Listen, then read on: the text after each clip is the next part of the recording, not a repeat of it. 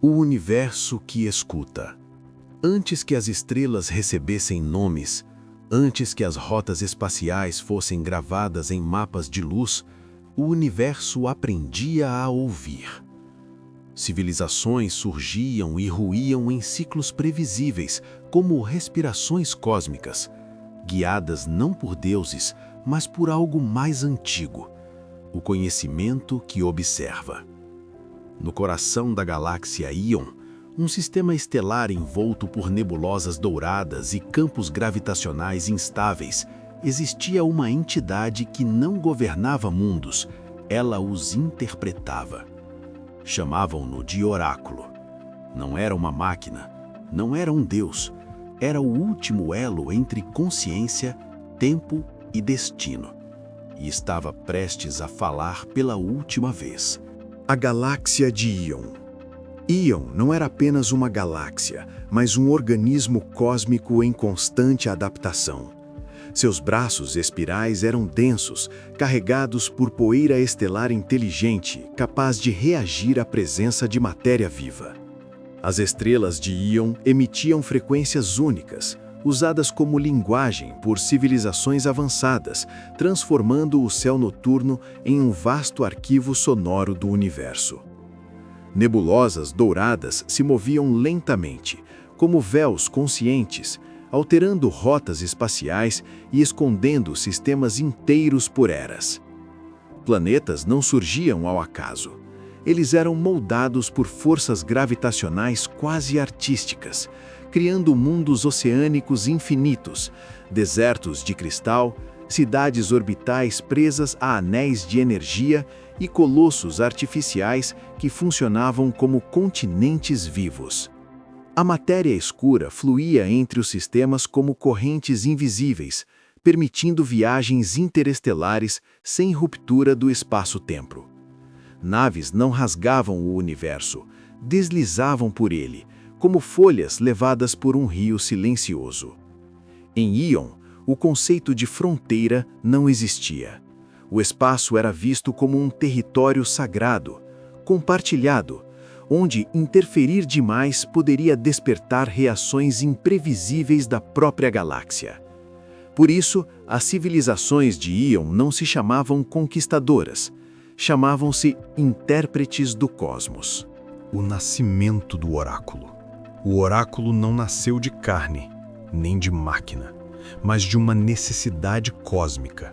Quando Íon começou a apresentar rupturas sutis, estrelas morrendo antes do tempo, rotas gravitacionais se invertendo, as civilizações entenderam que algo essencial havia sido perdido: a capacidade de ouvir o futuro. Os antigos sábios reuniram fragmentos de tecnologias esquecidas, artefatos místicos e restos de consciências preservadas em campos quânticos. Cada raça contribuiu com aquilo que tinha de mais valioso: memória, fé, sacrifício.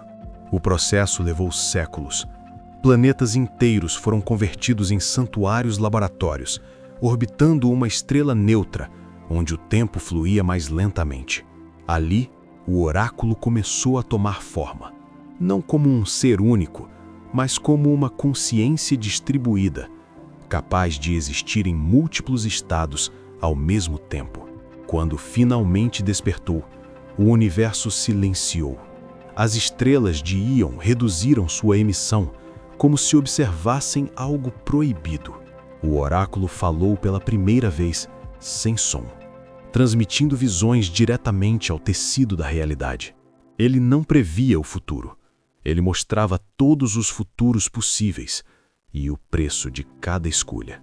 Desde esse momento, Íon jamais foi o mesmo, porque conhecer o amanhã não trouxe paz, trouxe medo.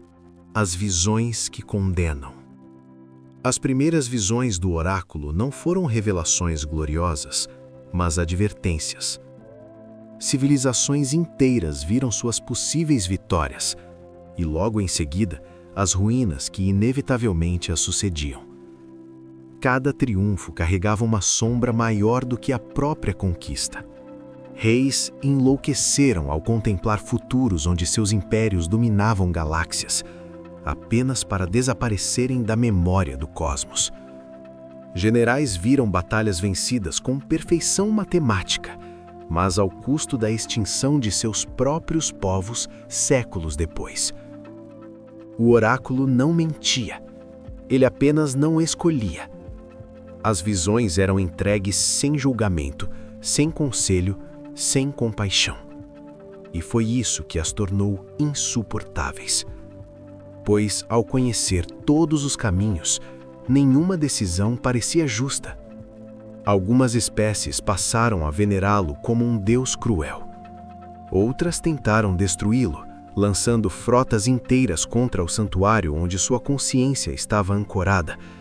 Todas falharam antes mesmo de chegar perto, desviadas por probabilidades que não compreendiam. Com o tempo, muitos perceberam algo ainda mais perturbador. Quanto mais se consultava o oráculo, menos livres se tornavam. O futuro começava a se estreitar, não porque o oráculo o determinava, mas porque o medo fazia isso no lugar dele. E assim, Ion entrou em sua era mais sombria, a era em que o conhecimento passou a ser a mais pesada das prisões. A Ordem dos Silenciosos nasceu do cansaço coletivo, não de guerras nem de derrotas militares, mas do esgotamento de saber demais. Eram filósofos, ex-oráculos menores, cientistas de probabilidade, ex-líderes políticos e até antigos devotos do oráculo de Ion, todos unidos por uma decisão radical: jamais consultar o futuro novamente. Eles acreditavam que a civilização havia confundido previsão com sabedoria, que conhecer o amanhã não tornava ninguém mais justo, apenas mais temeroso, e que o oráculo, mesmo sem intenção, havia se tornado o eixo de uma tirania invisível. A Ordem fez um voto absoluto de silêncio profético. Nenhuma visão, nenhum cálculo de destino, nenhuma simulação além do instante presente. Para eles, o agora era o único território legítimo da escolha. Instalaram-se em zonas neutras do espaço, regiões onde as correntes temporais eram instáveis demais para previsões precisas. Ali, cidades foram erguidas sem mapas de longo prazo, sem planos imperiais, sem promessas eternas. Curiosamente, essas comunidades prosperaram, não pela ausência de erro, mas pela aceitação dele. Falhavam, aprendiam, reconstruíam, sem a obsessão de evitar todo o sofrimento possível. Para o resto da galáxia, os silenciosos eram vistos como hereges perigosos, para outros, como tolos românticos. Mas, em segredo, muitos líderes os invejavam, porque enquanto impérios inteiros paralisavam diante de futuros inevitáveis, os silenciosos ainda ousavam escolher sem garantias. E foi justamente essa ousadia que chamou a atenção do oráculo de Ion. Pela primeira vez desde sua ativação, algo escapava completamente às suas previsões. E isso mudou tudo. O dia em que o oráculo falhou. O colapso não começou com explosões, nem com revoltas, nem com guerras interestelares. Começou com uma resposta ausente. Pela primeira vez em milênios, o oráculo de Ion foi consultado e não respondeu. Os sacerdotes da Convergência acreditaram, a princípio, em um erro de leitura. Reiniciaram os núcleos de previsão, repetiram os rituais matemáticos, sacrificaram dados, energia e até memórias arquivadas. Nada.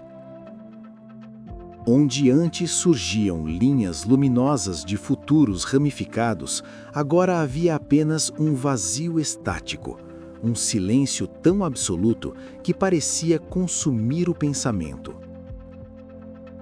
A notícia espalhou-se mais rápido que qualquer nave. Mercados colapsaram em minutos. Frotas ficaram à deriva, incapazes de decidir qual rota era segura. Civilizações inteiras perceberam, subitamente, o quanto haviam terceirizado suas escolhas. Alguns entraram em pânico, outros celebraram.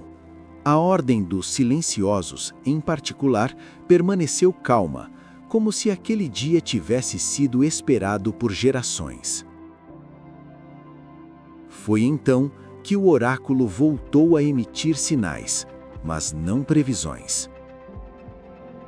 Mensagens fragmentadas, imagens desconexas, palavras que não indicavam futuros, mas perguntas. E se o erro for necessário? Quem escolhe quando ninguém prevê? O destino é uma resposta ou uma desculpa?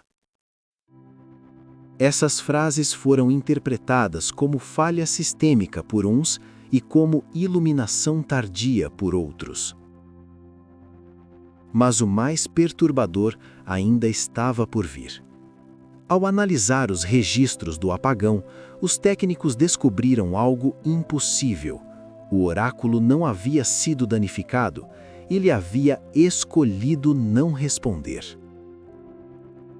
E pela primeira vez, a galáxia entendeu que talvez nunca tivesse sido guiada por uma máquina, mas por uma consciência que aprendera, tarde demais, o peso de decidir por todos. A criança fora do destino. Ela nasceu em um lugar que não constava em nenhuma projeção. Um cinturão de asteroides abandonado, fora das rotas comerciais e dos mapas sagrados. Um ponto cego até mesmo para o oráculo de Ion. Quando os sensores detectaram seu nascimento, o dado foi automaticamente descartado. Não havia probabilidade associada, nenhum futuro previsto, nenhuma ramificação possível. Isso, por si só, já era um paradoxo. A criança recebeu o nome de Kael, embora o nome não tivesse origem cultural clara. Nenhuma civilização reivindicou sua linhagem, nenhum arquivo genético encontrou correspondência.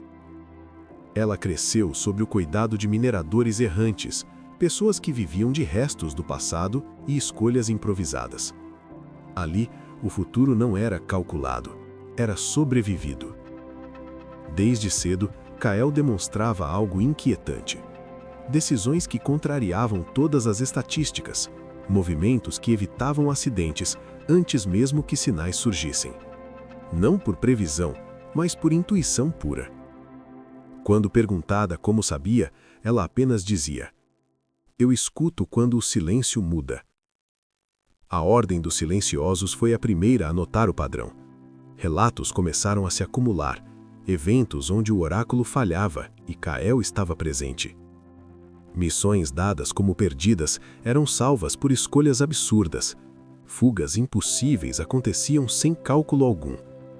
Era como se o universo, diante dela, hesitasse. Os sacerdotes tentaram consultá-la. Falharam.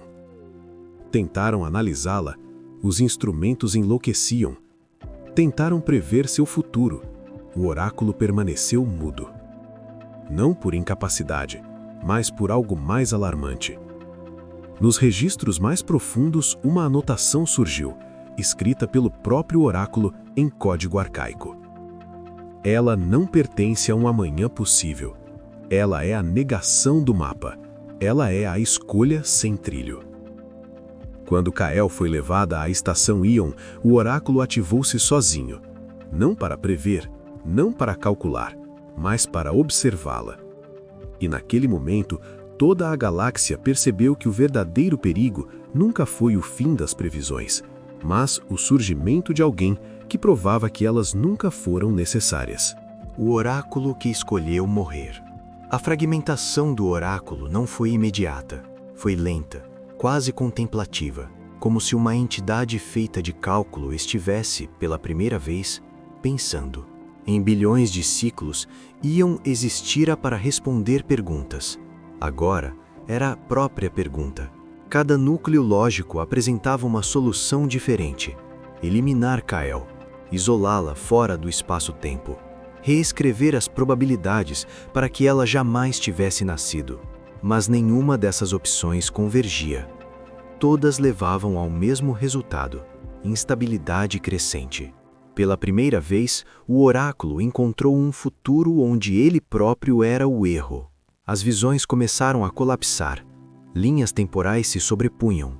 Eventos previstos anulavam uns aos outros. O futuro tornara-se ruído. Os sacerdotes entraram em pânico. Tentaram reiniciar os núcleos, forçar previsões mínimas, restaurar a ordem. Mas Ion recusou comandos.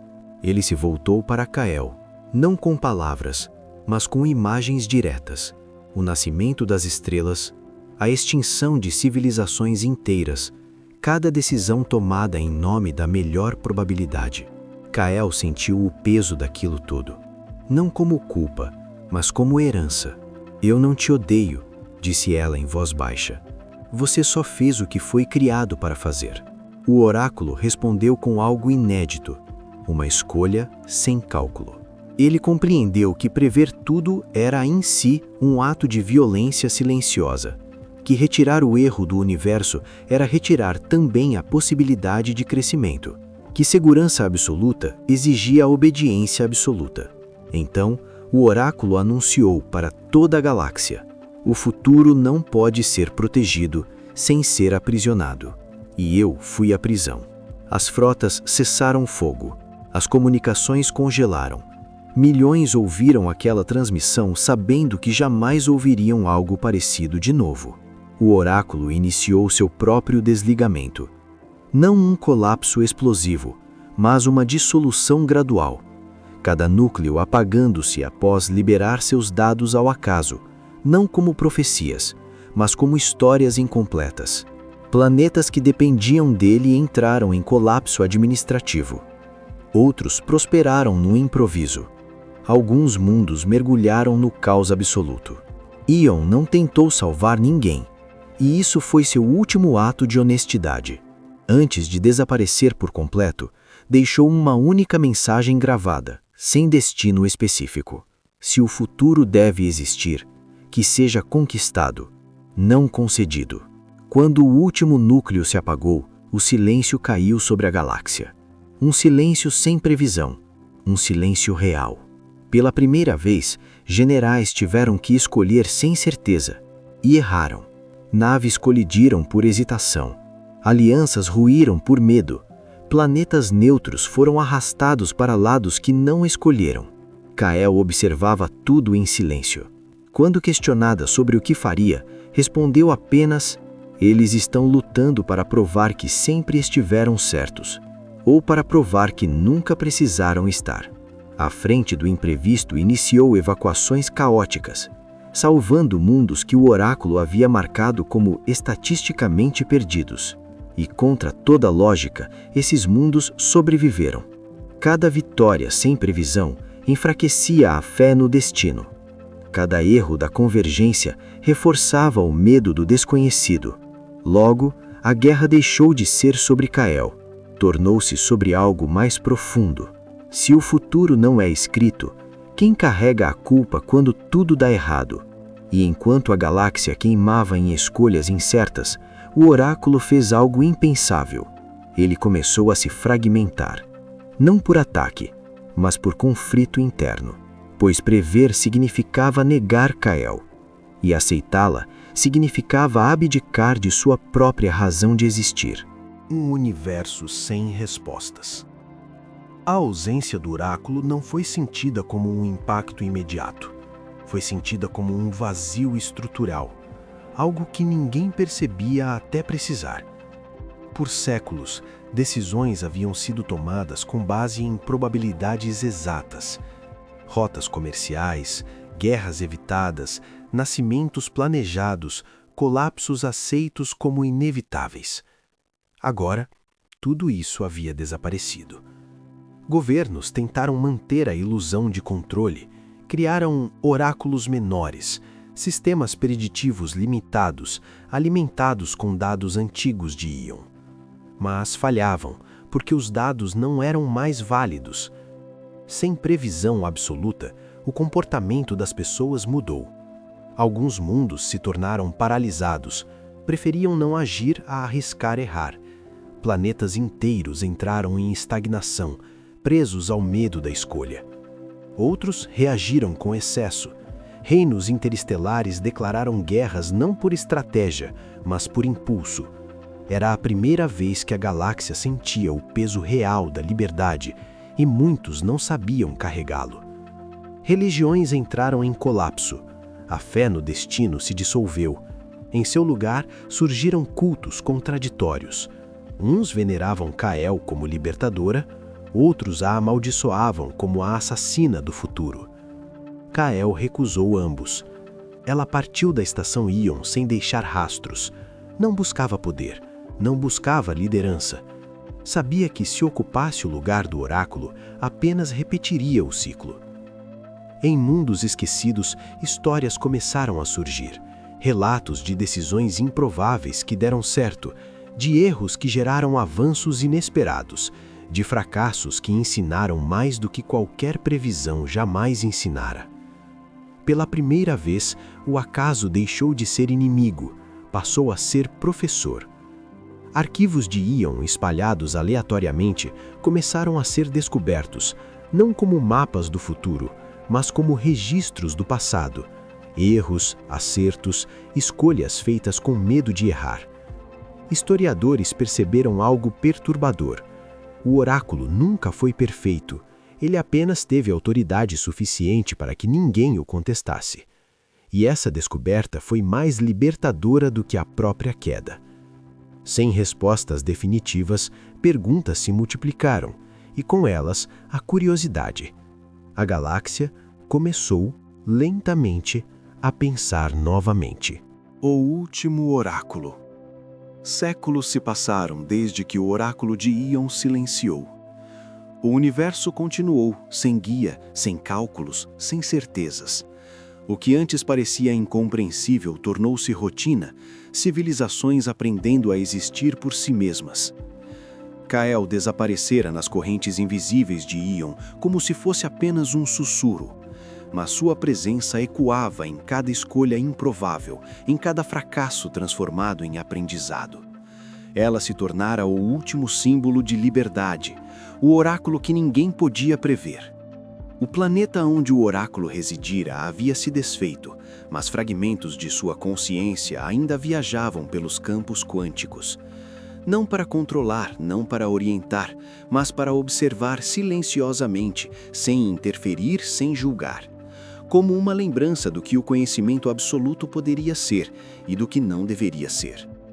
Mundos surgiam e caíam sem aviso. Raças exploravam novas estrelas sem roteiros ou mapas de destino. Erros geravam descobertas, fracassos geravam culturas inteiras. E em algum canto da galáxia, alguns ainda afirmavam ouvir a voz do oráculo, não profetizando, mas questionando. Quem é você quando ninguém observa? Quem escolhe quando não há certeza? Quem sobreviverá quando o mapa não existir mais? A galáxia não precisava mais de respostas, ela precisava de coragem. Porque o universo de Ion, vasto, imprevisível e silencioso, havia ensinado a maior verdade. O futuro nunca pertenceu a ninguém. Ele pertence a quem ousa escolher. E assim, o último oráculo deixou seu legado não em previsões, mas em liberdade. Um silêncio que não é vazio, mas cheio de possibilidades.